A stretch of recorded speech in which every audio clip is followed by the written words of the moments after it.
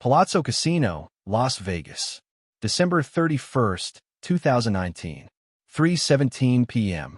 Security cameras captured what federal investigators would later describe as the most sophisticated solo digital heist in American casino history.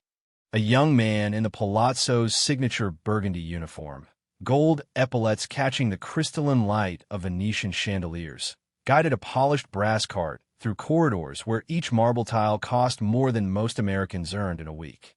7-0 Halliburton titanium cases sat perfectly aligned on his cart, the kind favored by Silicon Valley billionaires, cryptocurrency whales, and people who needed their wealth to remain completely untraceable.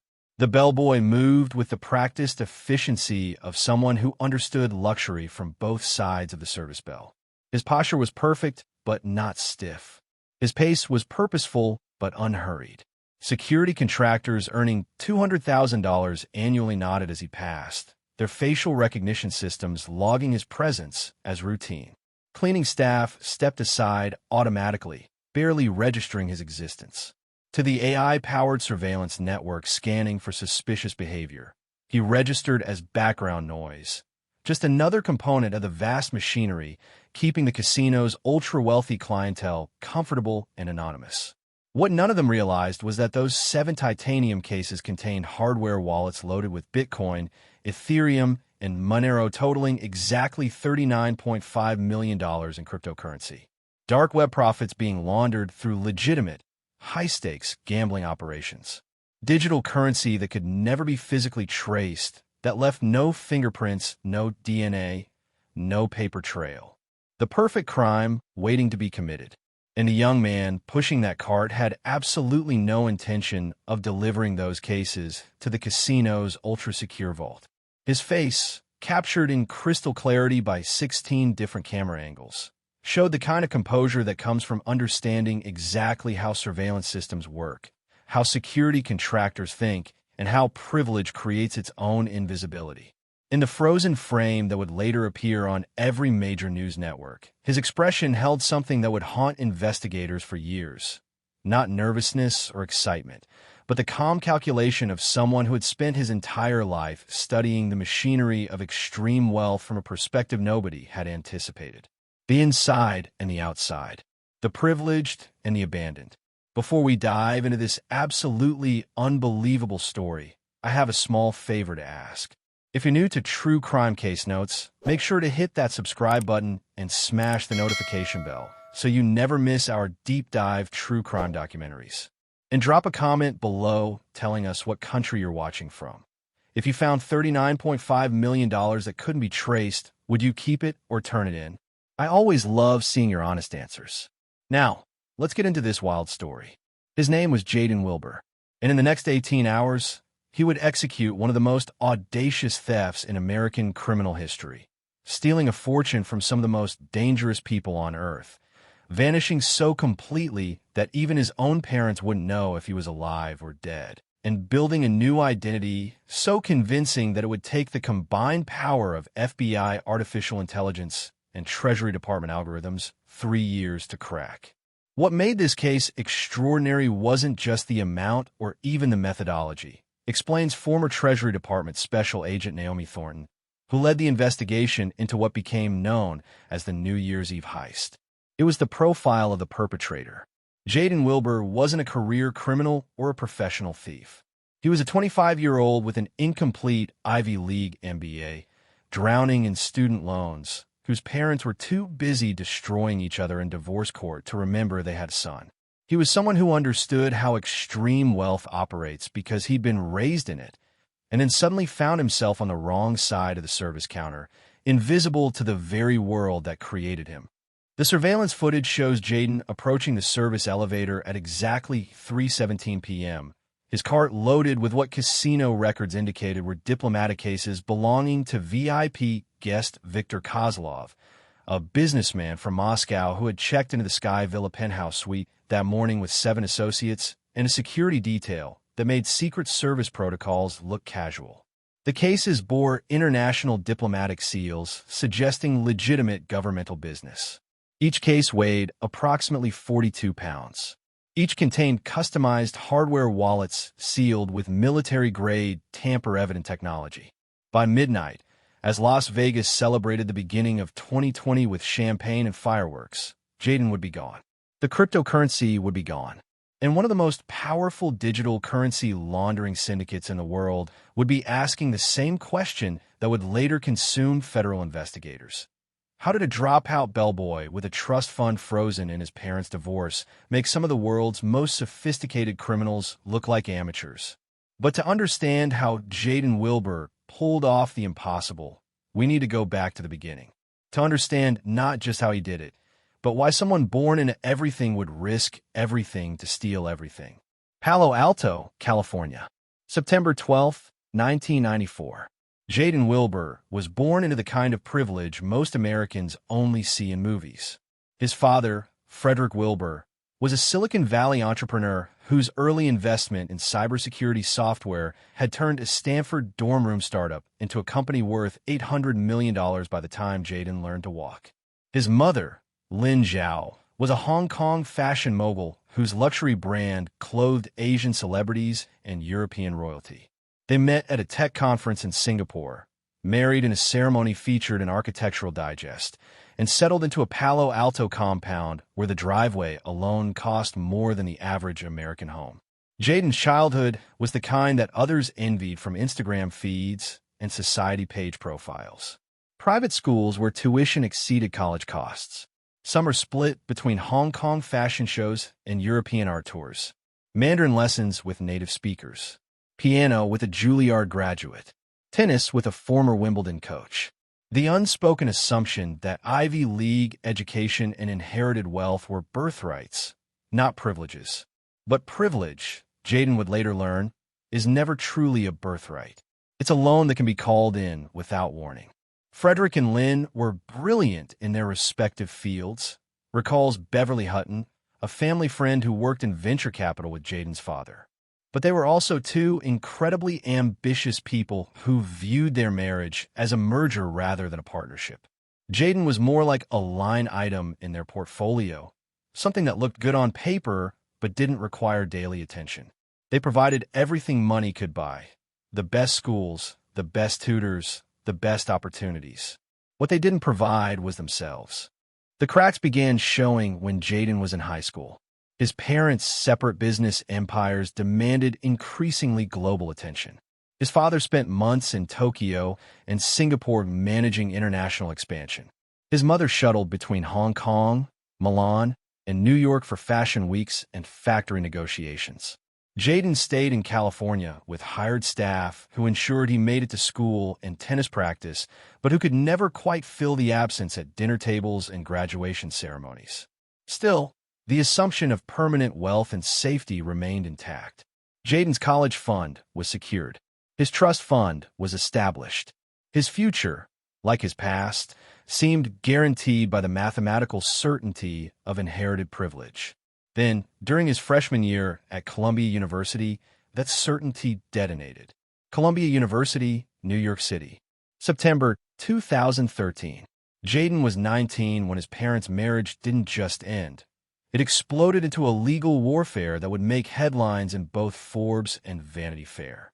What began as irreconcilable differences escalated into accusations of corporate espionage, hidden assets, and financial manipulation. His father claimed his mother had stolen proprietary business intelligence. His mother claimed his father had concealed income through offshore shell companies. Their divorce attorneys weren't just expensive. They were specialists in high-net-worth asset warfare, the kind who viewed legal battles as zero-sum games where total destruction of the opponent was the only acceptable outcome. Jaden, their only child, became collateral damage. His trust fund, $3.2 million established at birth, was frozen pending resolution of asset distribution disputes that would drag on for 7 years. His tuition payments, once automatic, suddenly stopped as each parent insisted the other should pay. His allowance, his credit cards, his health insurance. Every financial support system that had operated invisibly his entire life suddenly required him to navigate between two parents who were too consumed with destroying each other to remember he existed. I watched Jaden transform during those Columbia years, recalls Professor Russell Webb, who taught him advanced corporate finance. Freshman year, he was typical privileged kid, smart, entitled, assuming the world would arrange itself around his convenience. By junior year, he was working 3 part-time jobs while trying to maintain full course load. He was catering parties for his former classmates who were still living on family money. The psychological whiplash must have been devastating. The abandonment wasn't dramatic or cinematic. It was bureaucratic and mundane. Emails from his father's assistant explaining Mr. Wilbur was traveling and couldn't be reached. Voicemails to his mother redirected to lawyers' offices. Birthday cards with signatures that looked like they'd been signed by administrative staff. The slow, grinding realization that to his parents, destroying each other mattered more than their son's survival. By his senior year, Jaden had accumulated $180,000 in student loans, debt that should never have existed for the child of multimillionaires. He was $45,000 deep in credit card debt from trying to maintain the appearance of belonging in circles where internships were unpaid and networking happened at restaurants where entrees cost $200. His MBA program at Columbia, the natural next step for someone with his background, became financially impossible halfway through his second year. In June 2018, one semester shy of graduation, Jaden Wilbur dropped out. Neither parent attended the graduation ceremony he didn't participate in. Neither parent called to ask why. Neither parent seemed to notice he'd fallen through the cracks of their warfare. The psychological impact of that kind of abandonment is profound, explains Dr. Hannah Reeves, a clinical psychologist specializing in trauma among children of high-net-worth families. Jaden didn't just lose financial support. He lost the entire identity structure that had defined his existence. He'd been raised to believe he was exceptional, that rules applied differently to him, that his future was guaranteed. Then suddenly, he was working service jobs while former classmates inherited their fortunes. That creates a specific kind of rage, not at poverty, but at the betrayal of promised privilege. In August 2018, Jaden made a decision that would change everything. He left New York, left the Ivy League world that had first embraced then abandoned him, and drove west to Las Vegas, a city built on the promise that anyone could reinvent themselves, that invisible people could become visible, that fortunes could change overnight.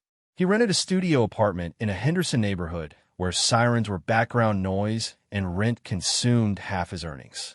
He applied for service jobs at casinos up and down the Strip, using only his Columbia education and his natural charisma as credentials.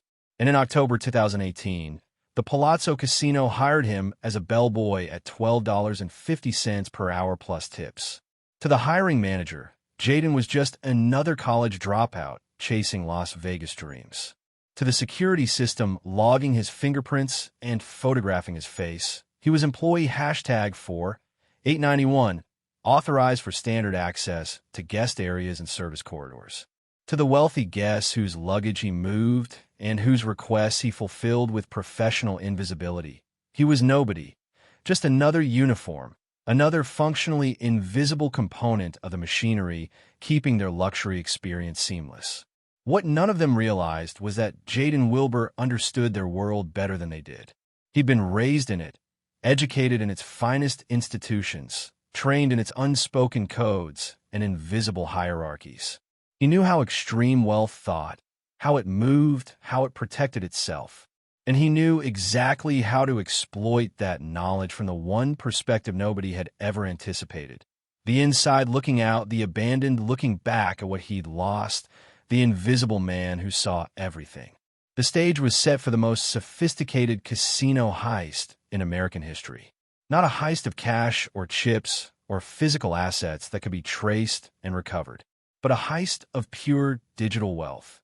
Cryptocurrency that existed only in encrypted code that could vanish across borders in milliseconds, that left no fingerprints and no trail. All Jaden needed was the right opportunity, the right target, the right moment when his privilege-born knowledge and his working-class invisibility could combine into something nobody saw coming. That moment would arrive on December 31st, 2019, at exactly 3:17 p.m., in the form of 7 titanium cases containing $39.5 million in untraceable digital currency. And Jaden Wilbur was ready. The Wilbur Zhao household operated like a multinational corporation, which made sense considering it was essentially the merger of two. Frederick's cybersecurity empire and Lynn's fashion conglomerate required quarterly board meetings, strategic planning sessions, and constant international travel. Jaden's childhood memories weren't of family dinners or bedtime stories. They were of video conference calls from hotel suites in Singapore, birthday presents delivered by personal assistants, and the quiet efficiency of hired staff who kept his life running while his parents kept their empires expanding. The Palo Alto compound, where Jaden grew up, featured an Architectural Digest Power Homes of Silicon Valley issue when he was 7. The photographer spent 3 days capturing the perfect California light, streaming through floor-to-ceiling windows, the minimalist furniture imported from Scandinavia, the temperature-controlled wine cellar that held bottles worth more than luxury cars. Jaden appeared in exactly 2 photos, carefully positioned on a designer couch with a book he hadn't actually been reading. His parents appeared in 6, always separately, always in their home offices, always projecting the image of brilliant individuals who happen to share an address. "We're building something important," his father would say during their increasingly rare interactions, usually right before departing for another Tokyo business trip. "You'll understand when you're older. This work we're doing, it's your inheritance. We're securing your future." That future looked spectacular on paper. Jaden attended Pembroke Academy, where annual tuition exceeded what most families earned, and where his classmates were the children of venture capitalists, tech founders, and old California money. Summers meant Hong Kong, where his mother's flagship stores glittered in shopping districts, and fashion journalists treated him like minor royalty. Private Mandarin tutors ensured he could navigate both sides of his heritage. Piano lessons with a Juilliard graduate, tennis with a coach who trained Grand Slam champions, SAT prep courses that cost more than college tuition at state schools. The assumption was always permanence. Wealth wasn't just abundant, it was gravitational, inevitable, as natural as breathing. Jaden's trust fund grew silently in accounts he couldn't access but knew existed, accumulating compound interest like a mathematical proof of his guaranteed future. His college fund was secure before he started kindergarten. His path was predetermined. Ivy League undergraduate, top-tier MBA, then a position in either his father's tech empire or his mother's fashion conglomerate, depending on which drew his interest. The question was never whether he'd be wealthy. It was only which form his inherited fortune would take. But privilege, Jaden would discover, is architecture built on the assumption that its foundation will hold. And when that foundation cracks, the collapse is catastrophic.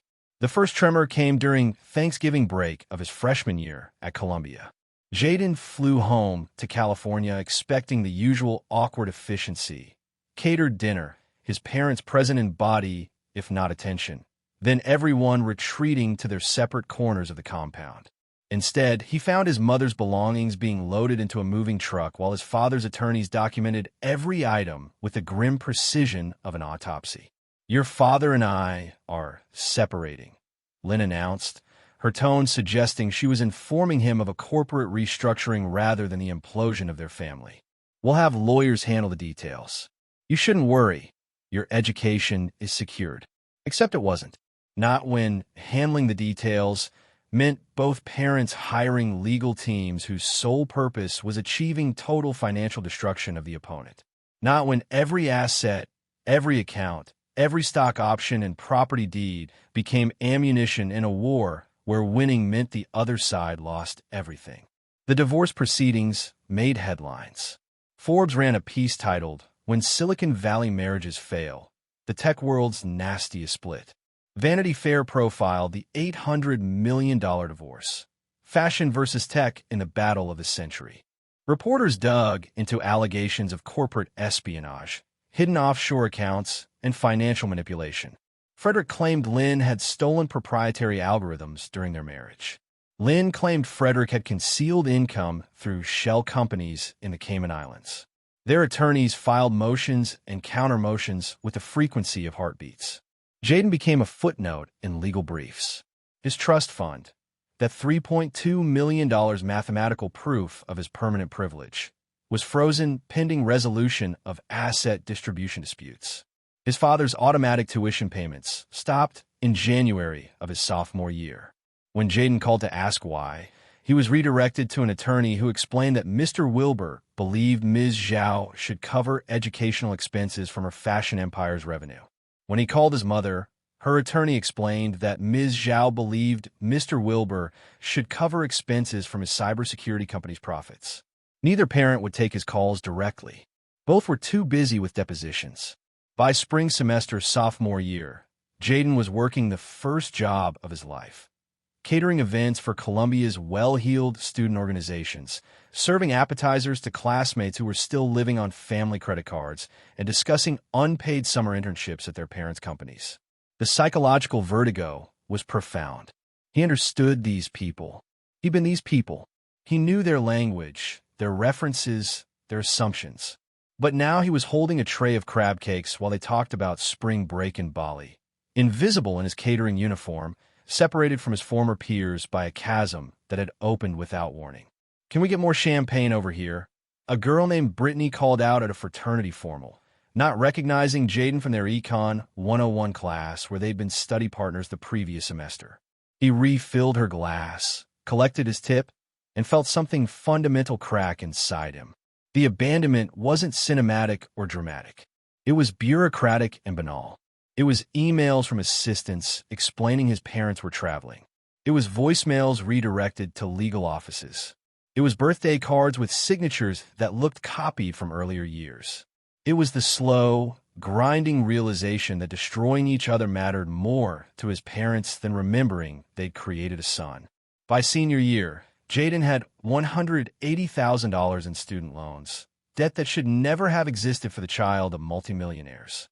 His credit cards carried $45,000 in balances from trying to maintain the illusion of belonging, from networking dinners and professional wardrobes, and 1,000 invisible costs of operating in circles where money was never discussed because everyone had it. His MBA program acceptance letter from Columbia arrived with congratulations and a financial aid package that wouldn't come close to covering costs. His parents' lawyers responded to his emails about tuition with templated replies about pending asset resolution. In May 2018, one semester shy of completing his MBA, Jaden stopped attending classes. The dropout paperwork was processed by administrative staff who'd handled thousands of similar cases. No ceremony, no farewell, no acknowledgement that the son of two business empires had just fallen through the cracks of their warfare. Neither parent called to ask why. Both were too busy with their 7th year of litigation. What people don't understand about that kind of abandonment, Dr. Hannah Reeves explains, is that it's not about losing money. It's about losing the entire narrative of your existence. Jaden had been raised to believe he was exceptional, that the rules applied differently to him, that his future was as inevitable as gravity. Then suddenly he's serving appetizers to people who are living the life that was supposed to be his. That creates a very specific psychology, not the desperation of poverty, but the rage of betrayed privilege. In August 2018, Jaden loaded his belongings into a used Honda Civic purchased with the last $1,000 in his checking account and drove west. He chose Las Vegas for reasons he couldn't fully articulate. Something about a city built on the promise of reinvention, where invisible people became visible every night, where fortunes changed with the roll of dice. A city where the machinery of wealth was visible rather than hidden, where service workers in burgundy uniforms moved through marble corridors, serving people who would never remember their faces. The Henderson apartment Jaden rented for $1,200 monthly had bars on the windows and sirens that woke him most nights. His job interview at the Palazzo Casino lasted 15 minutes. The hiring manager barely glanced at his incomplete Columbia MBA, more interested in his professional demeanor and his willingness to work holiday shifts. The uniform they issued him, burgundy jacket with gold trim, brass name tag reading Jaden, cost more than his weekly grocery budget. On his first day, pushing a brass luggage cart loaded with Gucci and Louis Vuitton cases belonging to guests who earned more in a day than he made in a year. Jaden felt something crystallize inside him. Not despair, not even anger. Something colder and more calculated. He understood this world. He'd been trained in it, educated in its elite institutions, raised in its invisible hierarchies. He knew how wealth thought, how it moved, how it protected itself. And now he was seeing it from the one perspective nobody had anticipated. The inside looking out, the abandoned looking back at what he'd lost, the invisible man who saw everything. The machinery of extreme wealth surrounded him. He just needed to learn which levers to pull. The uniform was engineered for invisibility. Burgundy fabric expensive enough to signal prestige. Gold trim polished to mirror brightness. Brass name tag positioned precisely 3 inches below the left shoulder. Jaden learned quickly that guests didn't read name tags. They looked through them, past them, the way people look through windows at the view beyond. After 3 weeks of pushing brass carts through marble corridors, he realized he'd achieved something remarkable. Complete anonymity in a building with 4,700 surveillance cameras. The best bellboys become furniture, his supervisor Calvin Torres explained during training. You're helpful without being noticeable, efficient without being memorable. Guests want their bags moved and their problems solved, but they don't want to think about who's doing it. Master that, and you'll make good money in tips. Fail it, and you'll make guests uncomfortable. Jaden mastered it immediately, which wasn't surprising given he'd spent his childhood being trained in a different kind of invisibility. The child at adult dinners who learned to observe without participating, to understand conversations he wasn't part of, to read the subtle signals of power dynamics in rooms where fortunes were made and destroyed. The Palazzo's wealthy guests operated by the same unspoken rules as his parents' world. They just didn't realize the furniture was cataloging their every move. The strange thing was how comfortable the invisibility felt. In Columbia's lecture halls and networking events, Jaden had existed in constant tension, trying to maintain the appearance of belonging while his foundation crumbled beneath him. Here, nobody expected him to belong. Nobody recognized Frederick Wilbur's son or Lin Zhao's heir. He was just another service worker in a city built on service, another uniform moving through corridors where the real action happened out of sight. But invisibility was also access. Bellboys went everywhere. Public spaces, VIP lounges, service corridors connecting the casino's glittering facade to its operational machinery. Jaden learned the layout within weeks. Which elevators required special key cards, which corridors had camera blind spots, which shift changes left security coverage thinner. Information that flowed past him like water, meaningless to someone just doing their job, invaluable to someone who understood how systems worked. His advantage was seeing both sides simultaneously. When he delivered luggage to tech executives from San Francisco, he recognized their specific brand of new wealth, the expensive but deliberately casual clothing, the studied informality masking calculated networking, the assumption that intelligence and success were equivalent. When he served old money guests from East Coast families, he identified their different markers, the quietly perfect tailoring, the understatement that only the truly secure could afford, the expectation of service rendered invisibly. And when he encountered the third category, the guests whose wealth markers didn't match either pattern, his Columbia MBA education kicked in with uncomfortable recognition. Fall 2019 brought a subtle shift in the Palazzo's VIP clientele. The Sky Villa Suites, $25,000 per night, penthouses occupying the top 3 floors, began hosting guests who didn't fit the usual profiles. These weren't gambling whales drawn by high-stakes poker or baccarat. These weren't tech billionaires seeking weekend escape from Silicon Valley pressure. These were men who traveled with security details that made Secret Service protocols look casual, whose luggage manifests listed diplomatic materials, whose casino credit lines existed in name only because they never actually gambled. Jaden noticed them first during a routine luggage delivery in late September. The guest, a Russian national named Dmitry Volkov, had checked into Sky Villa 3 with 6 associates and 4 pieces of expensive but oddly light luggage.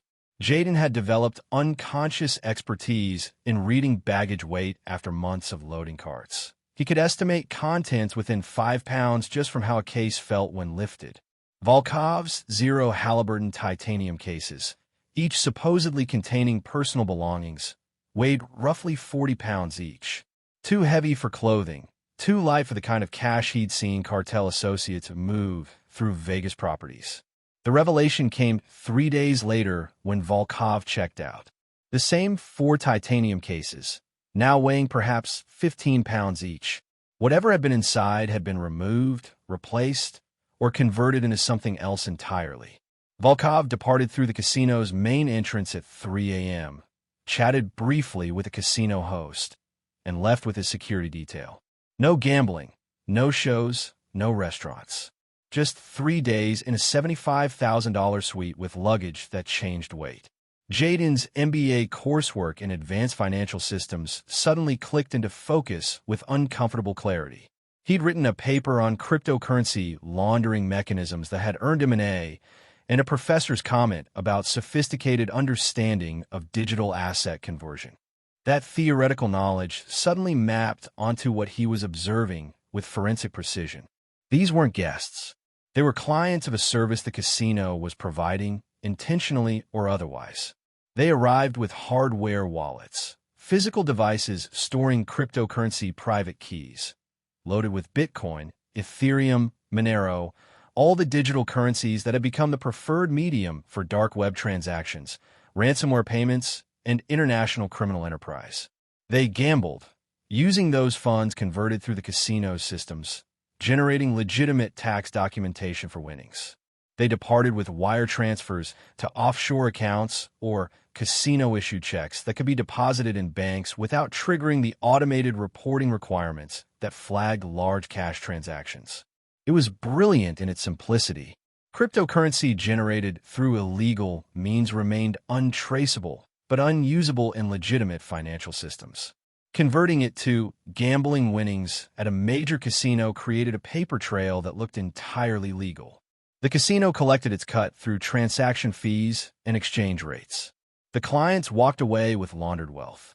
Everyone won except the law enforcement agencies trying to track digital currency flows through increasingly sophisticated encryption. Over the following months, Jayden documented patterns with the methodical precision his Columbia professors had praised. He kept a small notebook hidden in his locker, recording details that would have meant nothing to someone who didn't understand both wealth markers and cryptocurrency protocols. Guest names, arrival dates, luggage weights, security detail sizes, departure patterns. The data accumulated into undeniable proof.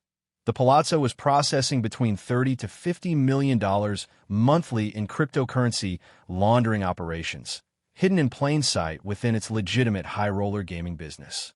The guests fell into clear categories: Russian nationals, Chinese business delegations, Middle Eastern investment groups, South American entrepreneurs, each arriving with diplomatic cases and security protocols, each staying exactly long enough to process their transactions, each departing with documentation that looked impeccably legitimate to anyone who didn't understand what they were actually witnessing. Jayden's advanced corporate finance education allowed him to reverse engineer the exact mechanisms. The hardware wallets contained private keys to cryptocurrency addresses. Those addresses were connected to casino-controlled exchange accounts.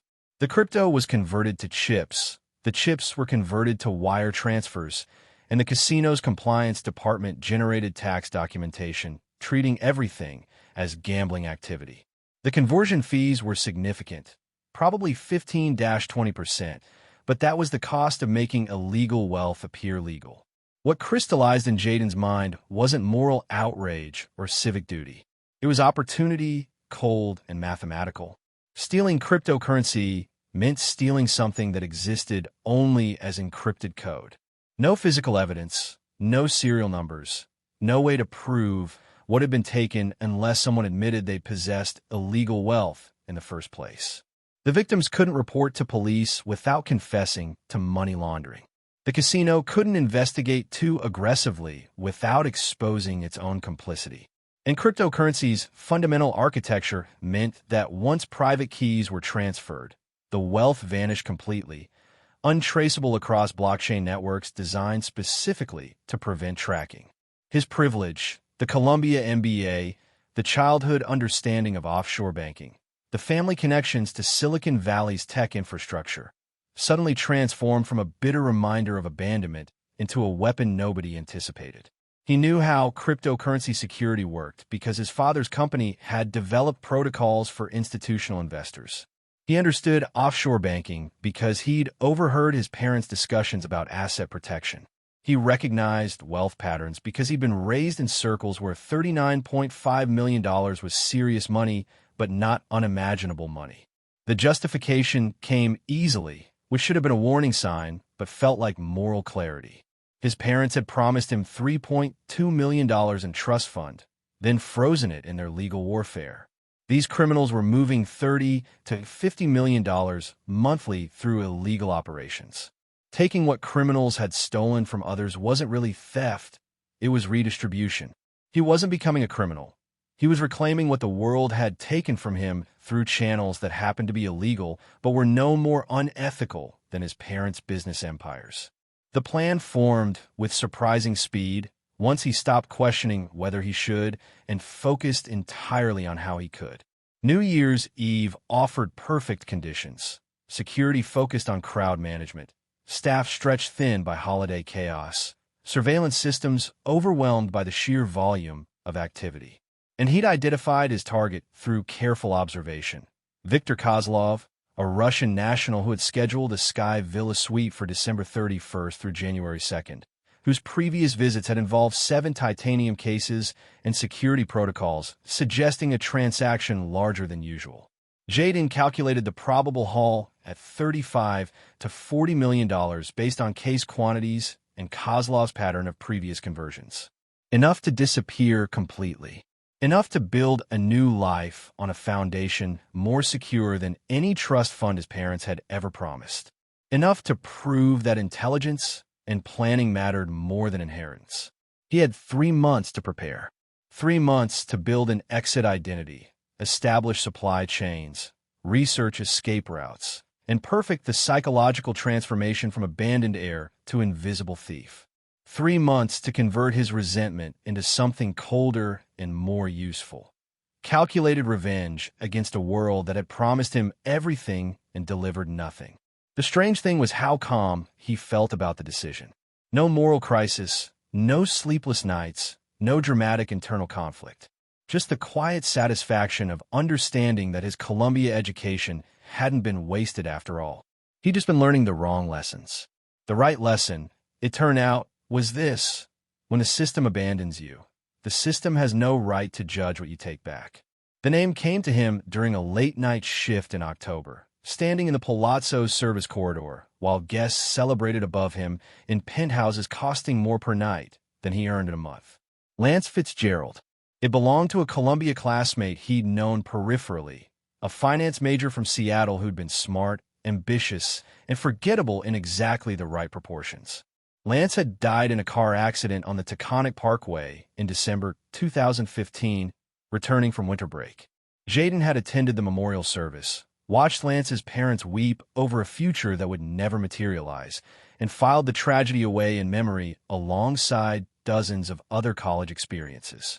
Now, that tragedy became utility. Lance Fitzgerald had been born in Seattle in 1994, attended Columbia, and died before establishing significant financial footprints. His birth certificate existed in public records. His social security number had been issued, but saw minimal activity. His death had been documented in New York, but hadn't propagated fully through credit bureaus and background check databases, a common gap in administrative systems that Jaden's Columbia coursework on financial systems had covered in detail. Lance Fitzgerald was a ghost waiting to be reanimated. The identity construction began with paperwork ordered through offshore document services that asked no questions if payment arrived in cryptocurrency. A birth certificate led to a Seattle driver's license application submitted through mail with documentation, that passed cursory verification. The license led to a bank account at a regional credit union that processed applications with minimal scrutiny. The bank account led to a secured credit card that began building a modest credit history. Each step was small, legitimate, and completely traceable back to a person who had existed but no longer did. But Lance Fitzgerald needed more than documents. He needed credibility. Jayden spent October and November building an online presence that would withstand professional scrutiny. A website for Fitzgerald Digital Security Consulting featured clean design, professional copy, and service offerings in blockchain security and cryptocurrency protection. The LinkedIn profile listed Columbia education truthfully, work history creatively, and expertise that was entirely genuine. Jayden had learned cryptocurrency security from his father's company's protocols and his own MBA coursework. That knowledge was real, only the identity claiming it was false. The irony wasn't lost on him. He was using his legitimate expertise, the Columbia education his parents had abandoned him to pay for, to construct a fictional consultant who would eventually launder stolen cryptocurrency. His privilege wasn't just enabling the theft, it was the theft's foundation. The papers he published on hardware wallet security protocols and cryptocurrency cold storage best practices contained information that was technically sophisticated and entirely accurate. Small conferences in Denver and Phoenix welcomed Lance Fitzgerald as a speaker on blockchain security, and Jayden delivered presentations that earned positive reviews and expanded his credibility. Building a convincing identity isn't about creating fiction, explains identity fraud specialist Gerald Romano. It's about layering truth and falsehood so seamlessly that investigation reveals what you want revealed. Lance Fitzgerald's expertise was real. His publications were substantive. His conference appearances were legitimate. The only false element was the person claiming to be him.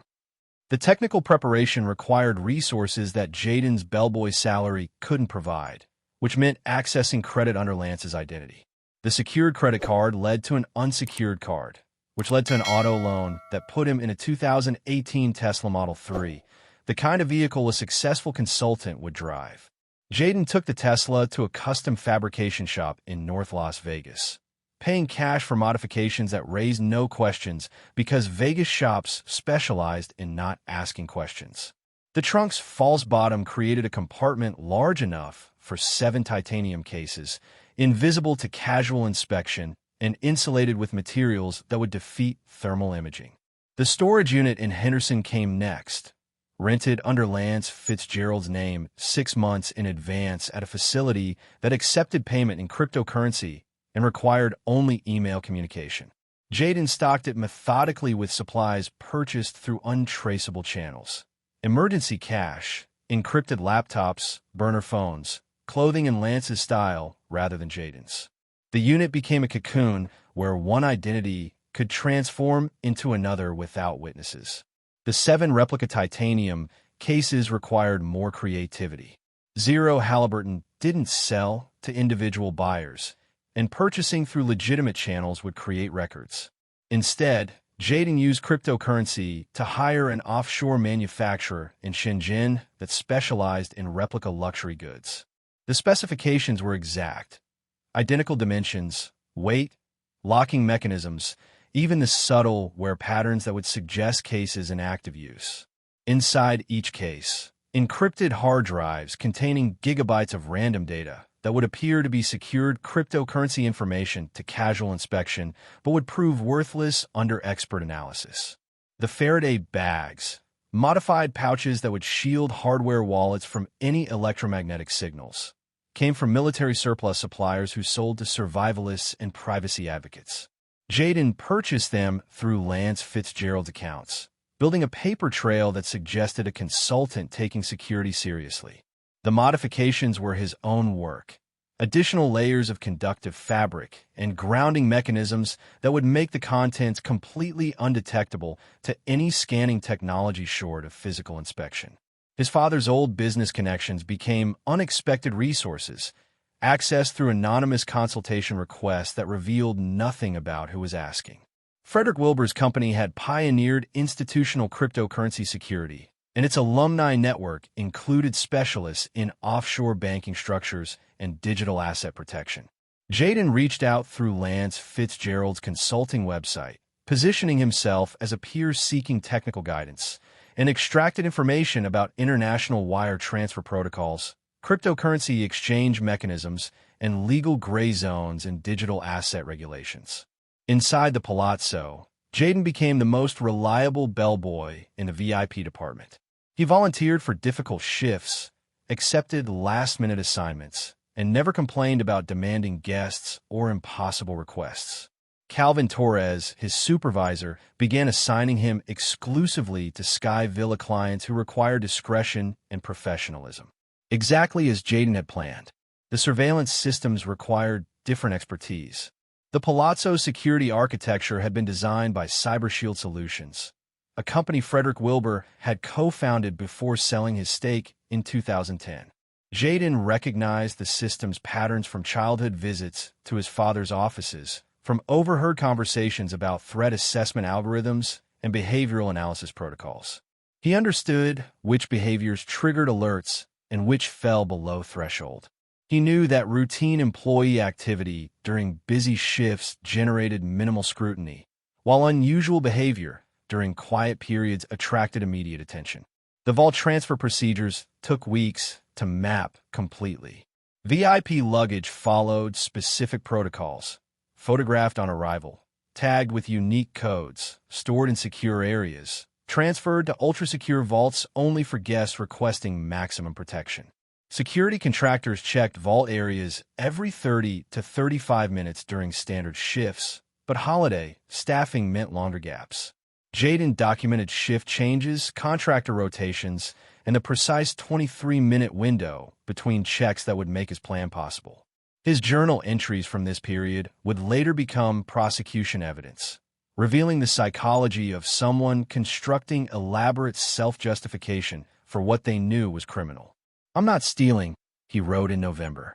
"I'm reclaiming what was taken from me through institutional abandonment. My parents promised security, then weaponized that promise. These criminals stole their wealth from others. I'm simply redirecting stolen goods to someone with legitimate grievance against a system that failed its obligations." The entries grew more grandiose as the plan developed. "I'll use this money better than they would. I'll build something legitimate, something that creates value rather than just extracting it. I'm smarter than everyone involved, my parents who abandoned me, the syndicate that thinks they're invisible, the casino that enables them. Intelligence should be rewarded, and this is my reward for seeing what others miss."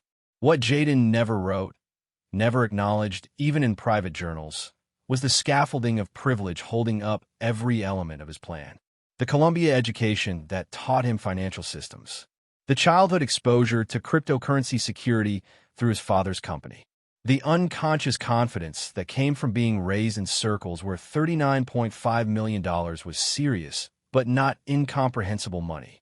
The social capital that made Lance Fitzgerald's consultant identity credible to conference organizers and potential clients.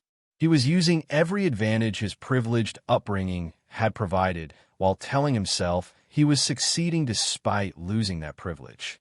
The cognitive dissonance was profound, but Jayden had become expert at not examining it too closely. By mid-December, the preparation was complete.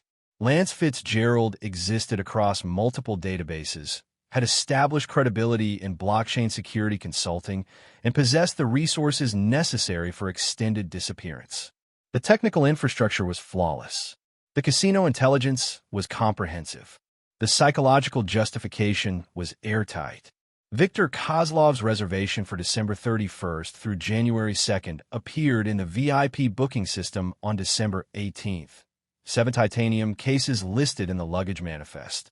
Security detail noted as enhanced. Special handling requested for vault storage.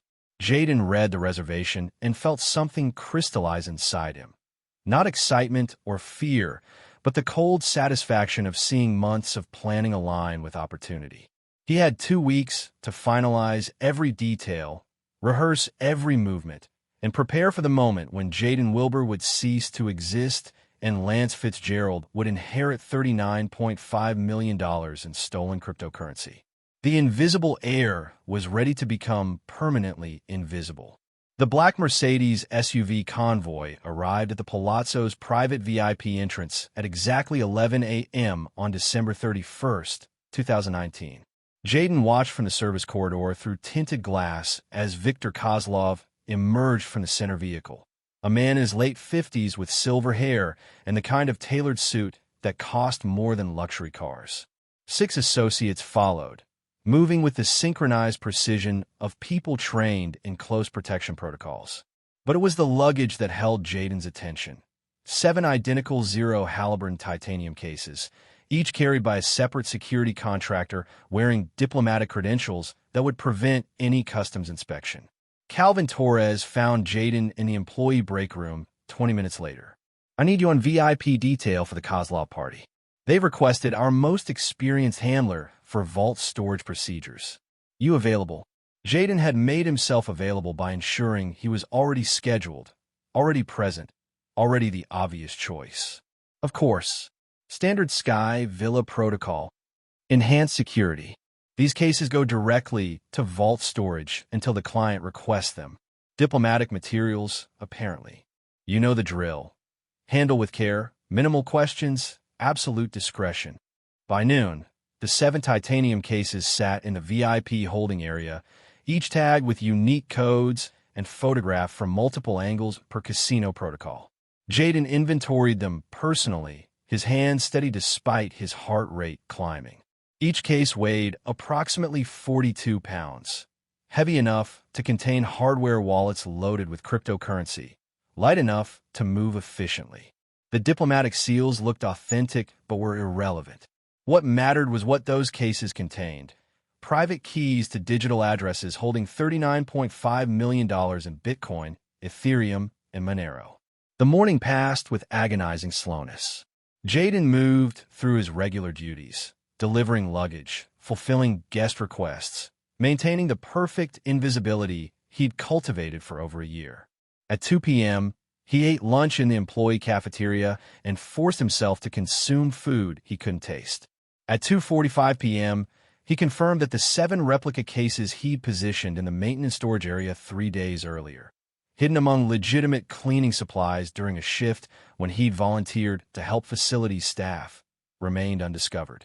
At 3 p.m., Viktor Kozlov and his associates departed the Sky Villa for the Bellagio, where a private poker game had been arranged. The security detail remained minimal, 2 contractors in the hallway, down from the usual 6. Holiday staffing meant reduced coverage across the entire property. Calvin Torres pulled Jayden aside at 3:05 p.m. with the assignment he'd been engineered to receive. Kozlov wants his cases in vault storage before 4 p.m. Standard transfer protocol. You've done this before. Should take you 15, 20 minutes max. Jayden nodded, his face betraying nothing while his heart hammered against his ribs. 23 minutes until the next security contractor sweep.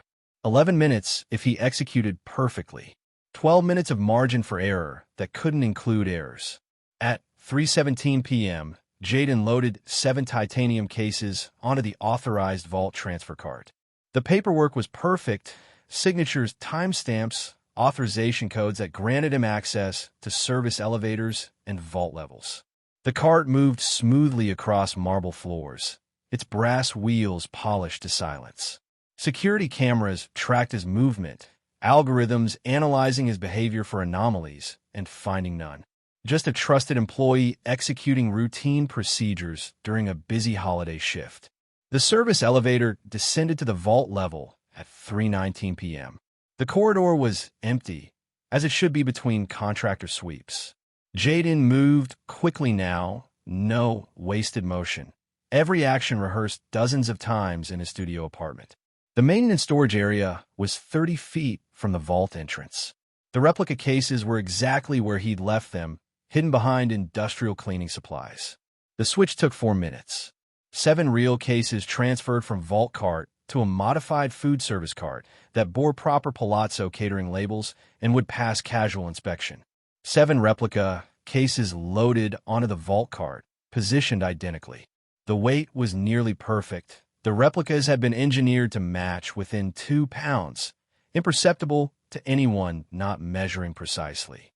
At 3:23 p.m., Jayden delivered 7 replica cases to the vault, presenting proper documentation to the vault's supervisor, who signed off without unusual scrutiny. The supervisor was focused on managing holiday weekend logistics, processing multiple VIP storage requests, concerned with procedures rather than content. The cases were photographed, coded, and secured in climate-controlled storage. The paperwork indicated successful completion of transfer protocols. Jayden returned the vault cart to its designated storage area at 3:26 p.m. The food service cart with 7 real titanium cases, $39.5 million in cryptocurrency hardware wallets, sat in a corridor used primarily for kitchen deliveries. He transferred it to the employee service elevator, pressed the button for ground-level parking, and checked his watch. 11 minutes elapsed. 12 minutes until security sweep. At 3:28 p.m., Jayden clocked out using the employee time system, citing sudden onset food poisoning to the supervisor who barely looked up from holiday staffing coordination. His face showed appropriate discomfort, his voice the right level of apologetic embarrassment. Calvin Torres waved him off with sympathy and concern about being short-staffed. No questions about why he was carrying a catering cart toward his personal vehicle. The employee parking lot sprawled across 3 acres of desert heat.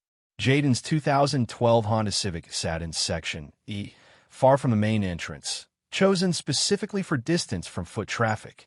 The food service cart rolled across asphalt, its wheels clicking rhythmically. No cameras covered this section. Employee parking was considered low-security priority.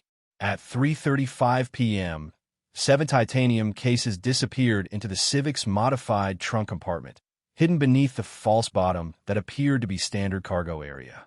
The security checkpoint at the employee exit was staffed by a guard Jayden had seen hundreds of times over 14 months. The guard glanced at Jayden's ID badge, noted his early departure matched the clock-out record visible on his tablet, and waved him through without inspection. Just another employee leaving sick during holiday shift when half the staff was dealing with similar issues. Jayden drove east on Flamingo Road at exactly the speed limit, his hands steady on the wheel, his breathing controlled. The city behind him was beginning its New Year's Eve celebration. Tourists flooding the strip, champagne bottles being uncorked in penthouses, anticipation building toward midnight's transformation. He merged onto Interstate 15 and drove with the methodical precision of someone who understood that the most dangerous moment was when you believed you were safe. The Henderson storage unit appeared unchanged when Jayden arrived at 4:45 p.m. Inside, the space he'd prepared over 6 months waited in organized silence. The modified Tesla Model 3 sat with its trunk open. 7 titanium cases transferred from Honda to Tesla, from Jayden's desperate escape vehicle to Lance's confident consultant car. The transformation continued. Burgundy bellboy uniform replaced with business casual clothing from Lance Fitzgerald's wardrobe. Contact lenses changed as I color subtly.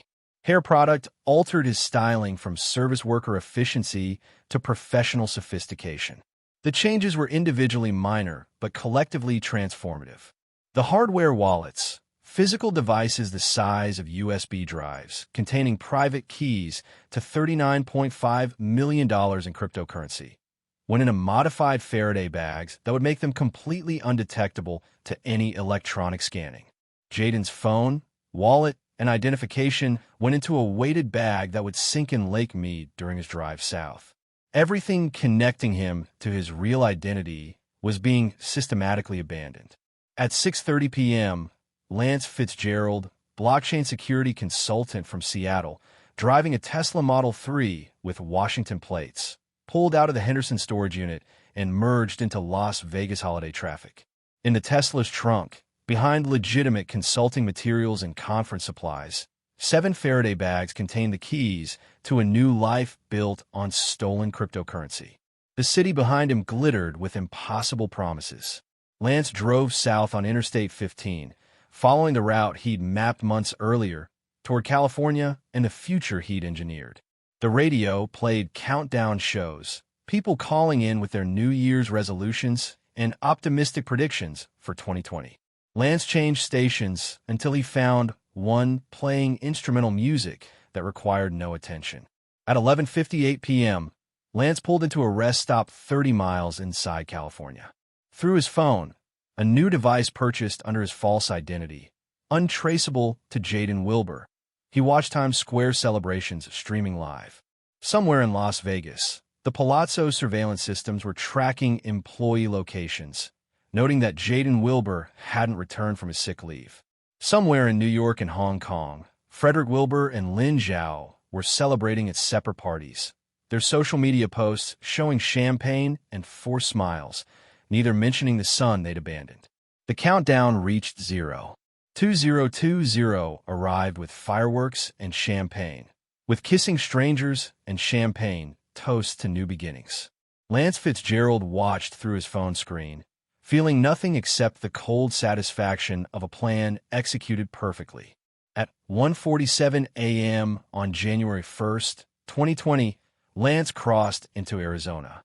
Behind him, Jaden Wilbur's phone, left in the Henderson storage unit, began receiving increasingly urgent messages from the Palazzo. "Where are you? Please call immediately. We need to discuss your absence." The messages would continue for days, then weeks, then stop as Jaden Wilbur became just another Las Vegas disappearance. Another person who'd come to the city seeking transformation and found it. At 2:47 a.m., Viktor Kozlov returned to his Sky Villa and requested immediate access to his diplomatic cases for a late-night transfer to International Associates. The vault's supervisor retrieved 7 titanium cases, delivered them to Kozlov's suite, and stood by while they were opened. The encrypted hard drives inside contained gigabytes of random data, sophisticated enough to appear legitimate under casual inspection, worthless under expert analysis. The hardware wallets containing $39.5 million in cryptocurrency were driving through the Arizona desert in a modified Tesla trunk, carried by someone who no longer existed. Kozlov's fury was controlled but absolute. Within minutes, the Palazzo was in emergency lockdown. Within an hour, FBI was en route. Within 3 hours, surveillance footage was being analyzed frame by frame, showing nothing except a trusted employee following standard protocols. The crime, federal investigators would later conclude, had been perfect in its execution. Not a single camera angle showed anything criminal. Not a single security protocol was violated. Not a single alarm was triggered. Just a young man who understood systems better than anyone anticipated, who'd used his invisible privilege to commit a theft that left no evidence except absence. By dawn on January 1st, 2020, Jaden Wilbur had ceased to exist. Lance Fitzgerald was driving toward Miami, toward a new life built on stolen cryptocurrency and elaborate self-justification. And the most sophisticated solo heist in American casino history was complete. He had finally vanished. Miami's Wynwood district in January 2020 was exactly what Lance Fitzgerald needed.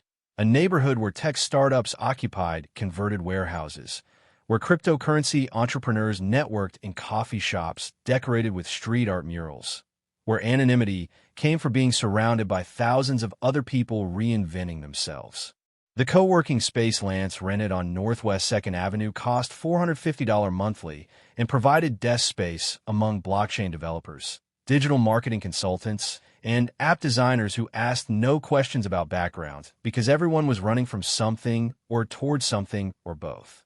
Fitzgerald Digital Security launched with a website that had been live for months, a LinkedIn profile showing steady professional growth, and published papers on cryptocurrency security that demonstrated genuine expertise.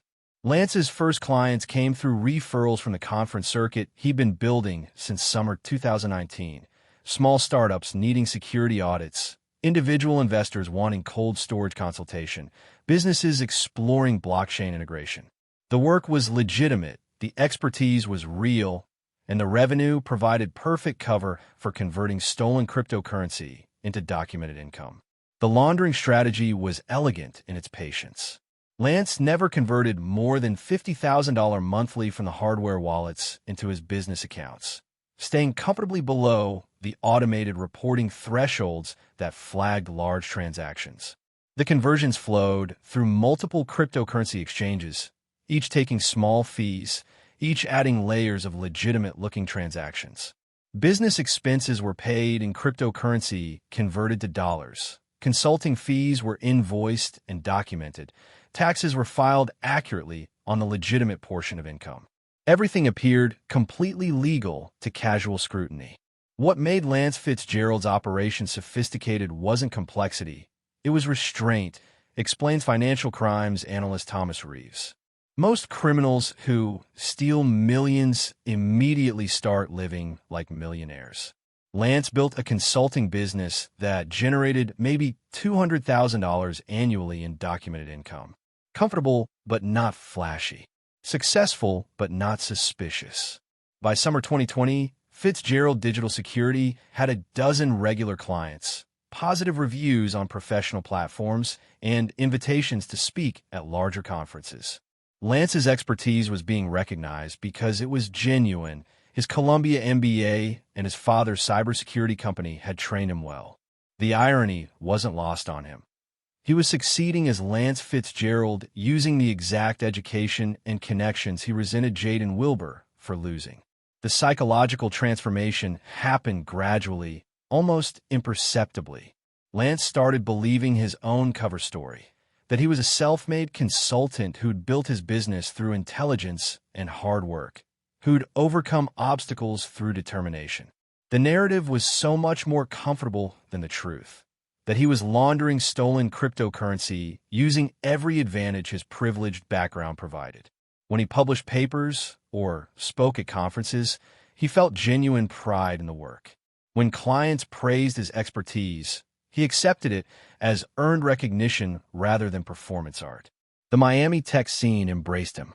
Venture capitalists seeking cryptocurrency investment opportunities invited him to pitch meetings. Blockchain developers recruited him for advisory roles. In August 2021, he started dating Priya Singh, an Instagram influencer with 200,000 followers who documented their relationship through carefully curated photos of dinners at trendy restaurants and weekends in the Keys.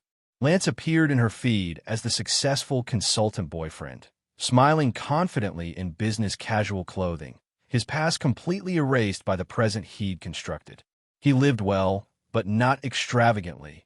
A 2-bedroom apartment in Brickell, the Tesla Model 3, occasional travel for conferences. Nothing that would attract attention or suggest wealth beyond what a successful consultant might earn. The dangerous comfort of apparent safety settled over him like fog, obscuring the reality that 2 separate manhunts were methodically closing in. The FBI investigation began within hours of the theft's discovery. Special Agent Naomi Thornton arrived at the Palazzo on January 1st, 2020, to find Viktor Kozlov furious but evasive about what exactly had been stolen. The diplomatic cases supposedly contained business documents, but Kozlov's security protocols suggested contents far more valuable. The surveillance footage revealed nothing criminal, just a trusted employee following procedures, then departing early due to illness. Jaden Wilbur had simply vanished, which wasn't unusual in Las Vegas where people disappeared regularly. The initial investigation hit a wall immediately, Thornton later testified. We had a missing employee, missing cases, but no proof of what was in the cases. Kozlov couldn't report $39.5 million in cryptocurrency without admitting to money laundering. We suspected what happened, but suspicion doesn't build cases. Traditional investigative methods stalled. Jaden's parents, contacted separately, each assumed their son was abroad and blamed the other for not maintaining contact. Columbia classmates thought he was backpacking or in rehab or finding himself. The usual narratives for privileged kids who disappear. Former Palazzo colleagues remembered him as reliable and professional, without close friendships that might provide leads. No body, no crime scene, no physical evidence beyond empty replica cases. But while human investigators struggled, Algorithmic systems were beginning to detect patterns invisible to traditional analysis. By late 2021, FinCEN's artificial intelligence monitoring cryptocurrency transactions across financial networks began flagging unusual patterns emanating from Miami. Fitzgerald Digital Security exhibited trading sophistication inconsistent with a company's age. The conversion patterns suggested intimate knowledge of federal reporting thresholds, always staying just below limits that triggered automatic investigation. The business appeared completely legal, but the AI's pattern recognition indicated something requiring human review. Thornton received the flagged report in February 2022, 2 years after the Palazzo theft. The company name meant nothing initially, but the pattern suggested someone with institutional-level cryptocurrency expertise, operating through a small consulting business. She began investigating Lance Fitzgerald's background, finding a perfectly constructed identity that raised no immediate red flags. Columbia education, legitimate publications, conference appearances satisfied clients. But something felt wrong. The sophistication was too perfect, the expertise too comprehensive for someone who should have been establishing his career. Thornton requested deeper analysis. Not just what Lance Fitzgerald showed the world, but what patterns his behavior revealed about his training and background. The breakthrough came in August 2022 when FinCEN's AI cross-referenced the Palazzo theft timeline with the emergence of cryptocurrency consultants in major U.S. cities. Lance Fitzgerald's business had launched in January 2020, exactly when Jaden Wilbur vanished. The geographic profile was wrong, Seattle rather than Las Vegas, but the timing was perfect. Thornton ordered facial recognition analysis, retrained with new parameters. Not looking for Jaden Wilbur among service workers, but among professionals, among people whose privilege made them invisible in different ways. The match came back at 94% probability. Lance Fitzgerald was Jaden Wilbur, or someone who looked remarkably similar. Thornton pulled Jaden's Columbia records and felt the case crystallize. MBA with concentration in cryptocurrency and financial systems. Father, Frederick Wilbur, cybersecurity entrepreneur. The profile matched exactly what the Palazzo theft required. Elite education, technical expertise, insider knowledge of security systems. The behavioral analysis confirmed it. Lance Fitzgerald's published papers use specific terminology taught in Columbia's Advanced Financial Systems course. One paper referenced theories developed by Professor Patricia Huang, who had taught at Columbia Business School from 2012 to 2019. The trading patterns visible in Fitzgerald Digital Security's documented transactions matched methodologies pioneered by CyberShield Solutions, Frederick Wilbur's former company. The privilege he couldn't hide was his intelligence, Thornton explains. Jaden had used every advantage his background provided to commit the theft and build his new identity. But those same advantages kept revealing his origin. Only someone with his specific education and connections could operate at that level of sophistication. In October 2022, federal agents created an elaborate trap. Posing as representatives of an international venture capital firm seeking consultation on secure cryptocurrency storage for overseas clients, they contacted Fitzgerald Digital Security. The bait was irresistible, a high-value client exactly matching Lance's expertise profile, requesting an in-person meeting to discuss sensitive security protocols. Lance, confident after nearly 3 years of successful operation, accepted the meeting. On October 15, 2022, he arrived at the Wynwood office carrying his consulting materials and a sample hardware wallet to demonstrate security features. The wallet was a Zero Halliburton secure device, the exact model stolen from the Palazzo Casino. When federal agents requested the serial number for technical verification, the database confirmed it. The wallet matched Viktor Kozlov's inventory list. Federal agents surrounded the office at 3:47 p.m.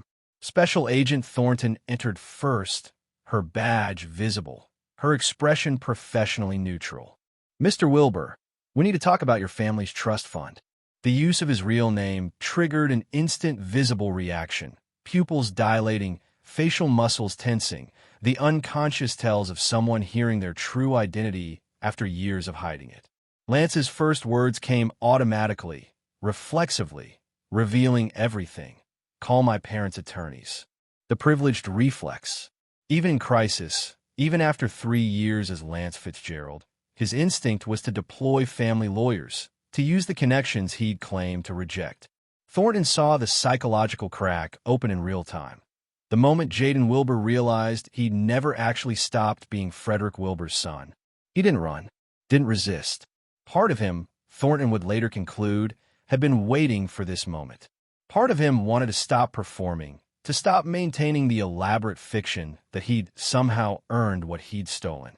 He sat down slowly, his hands visible on the table, and asked quietly, "How did you find me?" "Your intelligence," Thornton replied. The same education and expertise that made the theft possible made the identity unsustainable. You couldn't help being exactly who your privilege made you. The media frenzy began within hours. Forgotten heir turned crypto thief dominated headlines. Frederick Wilbur issued a statement through his attorney. "This is what happens without proper guidance." Lin Zhao's statement blamed her ex-husband. "We're disappointed but not surprised by the outcome of his parenting." Neither offered bail money. Neither visited him in custody. Both were too busy blaming each other. The trial in 2023 became a referendum on privilege, abandonment, and personal responsibility. Jaden's defense team argued temporary insanity caused by parental abandonment, that the emotional trauma of being forgotten by wealthy parents had impaired his judgment. The prosecution presented 3 years of methodical planning, sophisticated execution, and calculated money laundering as evidence of someone fully in control of their faculties. The forensic psychologist testified, "Mr. Wilbur isn't insane. He's entitled. He believed the world owed him the privilege he lost, and he decided to take it back through the only means his education made possible." Character witnesses painted contradictory portraits. Calvin Torres from the Palazzo. "He was an excellent employee, but I always felt something was slightly off. Like he was performing being a bellboy, rather than actually being one." Professor Russell Webb from Columbia. "Brilliant student who seemed to believe rules were suggestions for other people." Priya Singh, his Miami girlfriend. "I thought I knew him. He told me he'd built his business from nothing. I didn't know him at all." Against his attorney's advice, Jaden insisted on testifying. On the stand, he finally confronted the self-delusion he'd been building for years. "I told myself I was abandoned and had no choice. But the truth is, I was raised to believe the rules didn't apply to me. When my parents' money disappeared, I didn't adapt. I decided to prove I could succeed at breaking rules better than they ever did. I didn't steal because I was desperate.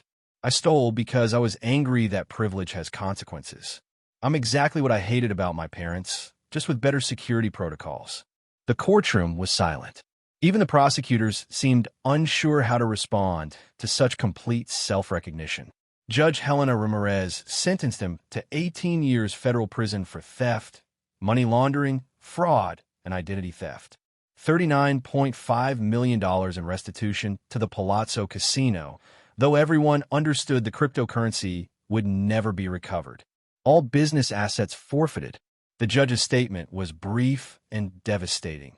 "Mr. Wilbur, you had advantages most Americans never dream of.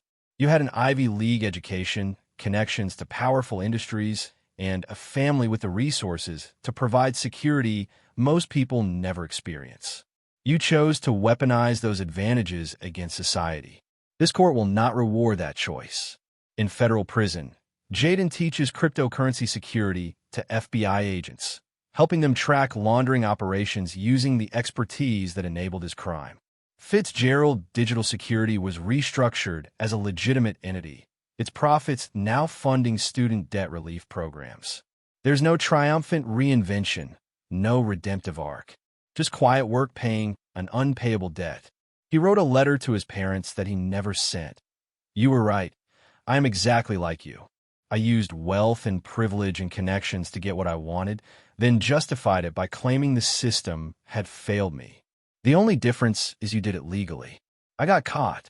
His parents' trust fund lawsuit was settled in 2024 for an undisclosed amount. Neither Frederick Wilbur nor Lin Zhao has visited their son in prison. Both have moved on with separate lives, separate empires, separate narratives that don't include the son they abandoned. Statistics tell the broader story. 37% of children from divorced high-net-worth families experience financial abandonment. $1.2 trillion in student loan debt burdens Americans as of 2023.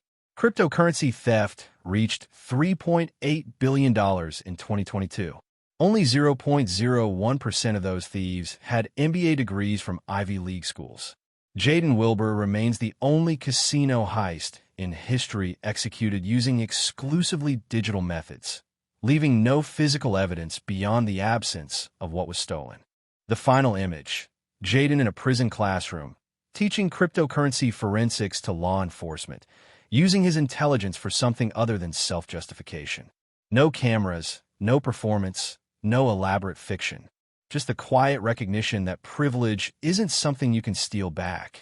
It's something that shapes every choice, even the choice to believe you've escaped it. I spent my whole life trying to prove I didn't need my parents, he wrote in his journal from prison. The only thing I proved was that privilege isn't something you have.